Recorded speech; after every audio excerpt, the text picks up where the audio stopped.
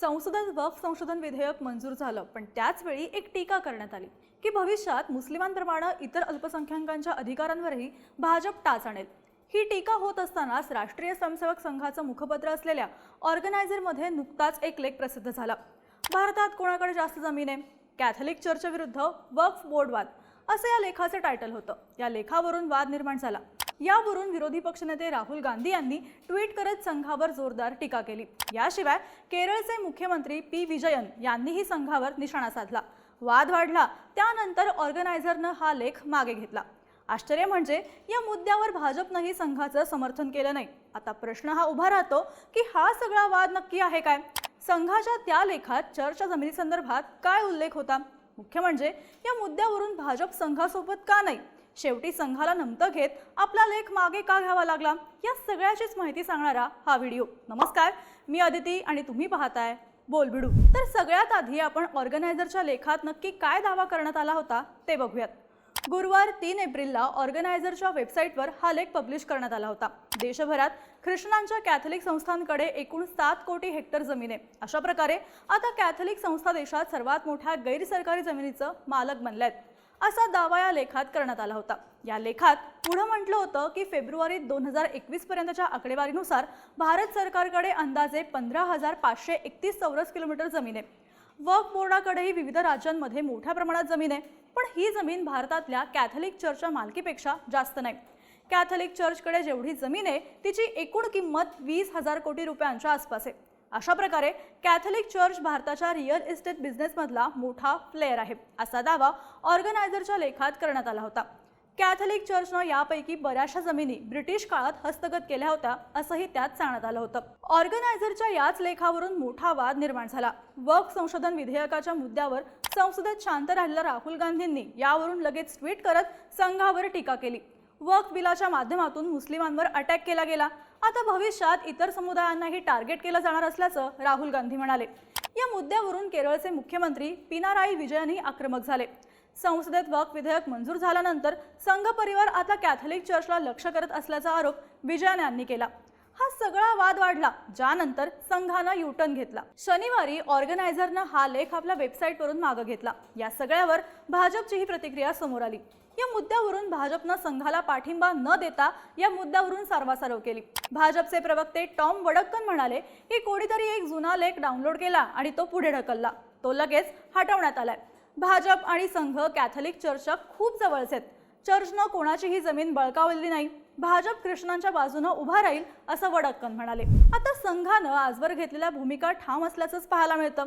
अजित पवार राज्यात भाजपसोबत सत्तेत असतानाही संघानं त्यांच्यामुळे भाजपचं नुकसान होत असल्याचं ठामपणे सांगितलं होतं। औरंगजेबाची कबर हटवण्याच्या मुद्द्यावरून राज्यातलं वातावरण चांगलंच ढवळून निघालेलं असताना संघानं हा मुद्दा आता काढणं संयुक्तिक नसल्याचं म्हटलं। त्यामुळं जे आहे त्यावर आपली स्पष्ट भूमिका मांडणं हे संघाकडून आजवर केलं जातं। पण मग याच वेळी संघाला आपला लेख मागे का घ्यावा लागला? आणि एरवी संघाच्या सुरात सूर मिसळणाऱ्या भाजपनं यावेळी संघाची बाजू का घेतली नाही? तर यामागचं कारण सांगितलं जातं ते म्हणजे केरळमधल्या ख्रिश्चनांचं वक्फ बिलाला असलेलं समर्थन। भाजपनं आणलेल्या वक्फ सुधारणा विधेयकाला केरळमधल्या ख्रिश्चन समाजानं आपला पाठिंबा दिलाय। वक्फ बिल संसदेत पास झाल्यानंतर कॅथलिक संस्थांनी त्याचं स्वागत केलं होतं, पण आता ऑर्गनायझरच्या लेखामुळे विरोधकांना संघावर आणि पर्यायानं भाजपवर टीका करण्याची संधी मिळाली। त्यामुळं ही गोष्ट भाजपला अडचणीत आणणारी ठरली असती। केरळमध्ये सध्या भाजपचं फारसं अस्तित्व नाही, पण पक्ष आता हळूहळू राज्यात आपला प्रभाव निर्माण करण्याचा प्रयत्न करतोय। केरळमध्ये ख्रिश्चन समाजाची संख्या 18% आसपास आहे। हा समाज पूर्वीपासून काँग्रेस पक्षाच्या बाजूने आपलं पारडं झुकवत आलाय, पण 2021च्या विधानसभा निवडणुकीत या समाजानं डाव्या पक्षाला साथ दिली, ज्यामुळं राज्यात कम्युनिस्ट सरकार आलं। तेव्हापासून भाजप ख्रिश्चन समुदायाला आपल्याकडे वळवण्याचा प्रयत्न करतोय। यात भाजपला थोडंफार यश आल्याचंही पाहायला मिळतंय। मुख्य म्हणजे काँग्रेस विरुद्ध डावे असा सामना असताना भाजप हिंदू मतांच्या जोडीला ख्रिश्चन मतांची जुळणी करण्याच्या प्रयत्नात आहे। त्यामुळं जर भाजपनं कॅथलिक चर्चच्या जमिनीचा मुद्दा उकरून काढला तर भाजपच्या जवळ येत असलेला ख्रिश्चन समाज पक्षापासून दूर जाण्याची शक्यता आहे। त्यामुळं यावरून भाजपनंही संघाच्या भूमिकेवरून सारवासारव केल्याचं बोललं जात आहे। आता परंपरागत काँग्रेसचा समर्थक असलेला ख्रिश्चन समाज भाजपकडे का वळतोय? या समाजानं भाजपनं आणलेला वक्फ बिलाला पाठिंबा का जाहीर केला? तर याचं कारण म्हणजे केरळमधल्या ख्रिश्चनांच्या जमिनीचा वाद। सध्या केरळमध्ये ख्रिश्चन समाज आणि वक्फ बोर्ड यांच्यात जमिनीच्या मुद्द्यावरून मोठा वाद सुरू आहे। या वादामुळे केरळमधल्या ख्रिश्चन संस्थांनी वक्फ बिलाला समर्थन दिले। केरळमध्ये मुनंबम नावाचे एक गाव आहे। या गावात असलेल्या 400 एकर जमिनीवरून सध्या कॅथलिक समाज आणि केरळ स्टेट वक्फ बोर्ड आमने-सामने आहेत। या 400 एकर जमिनीवर 600 पेक्षा जास्त कॅथलिक कुटुंब राहतात। ते गेल्या काही वर्षांपासून या जमिनीवरून वक्फ बोर्डाशी संघर्ष करतात। ज्या जमिनीवरून हा वाद आहे त्या जमिनीवर केरळमधले गरीब कॅथलिक मच्छीमार अनेक वर्षांपासून राहतात। मुळात ही जमीन त्रावणकोर रॉयल फॅमिलीच्या मालकीची आहे। या कुटुंबानं 1902 मध्ये तिला अब्दुल सत्तार मुसा नावाच्या एका व्यापाऱ्याला भाडे तत्वावर वापरण्यास दिली होती। कालांतरानं जमिनीच्या उत्तराधिकाऱ्यांनी तिला कोझिकोडच्या फारूक कॉलेजला सुपूर्त केलं। पण 1950 मध्ये या कॉलेजनं एक वक्फनामा बनवला, ज्या अंतर्गत ही जमीन वक्फ बोर्डाच्या नावे करण्यात आली। तेव्हापासून या जमिनीवर वक्फ बोर्डाचा ताबा आहे। आता झालं काय की या जमिनीवर कॅथलिक मच्छीमार पिढ्यानपिढ्या राहतात, पण गेल्या 2 ते 3 वर्षांपासून वक्फ बोर्डानं त्यांना ही जमीन खाली करण्याचे आदेश दिले। तेव्हापासून हा वाद निर्माण झालाय। कॅथलिक समाजाचं म्हणणं आहे की त्यांना जाणून बुजून त्या जमिनीवरून काढलं जातंय। या मुद्द्यावरून कॅथलिक समाज आणि वक्फ बोर्ड यांच्यात 2022 पासून संघर्ष सुरू आहे। गेल्या वर्षी या संघर्षात भाजपची एंट्री झाली।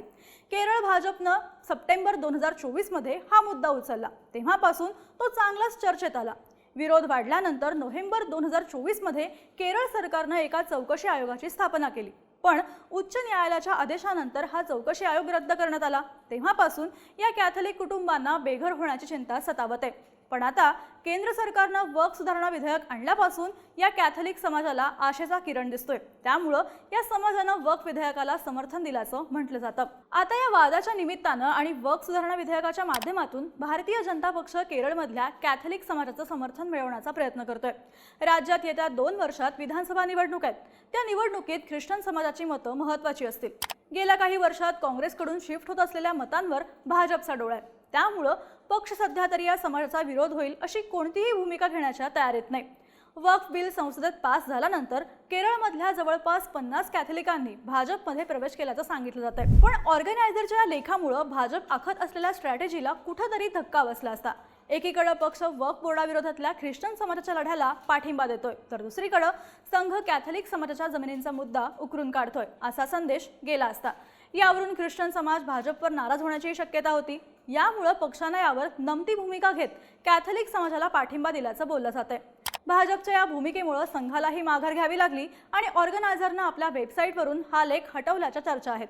तुम्हाला या सगळ्याबद्दल काय वाटतं? केरळमध्ये ख्रिश्चन समाजाचा पाठिंबा मिळवण्यासाठी भाजपनं संघाच्या भूमिकेशी फारकत घेतली का?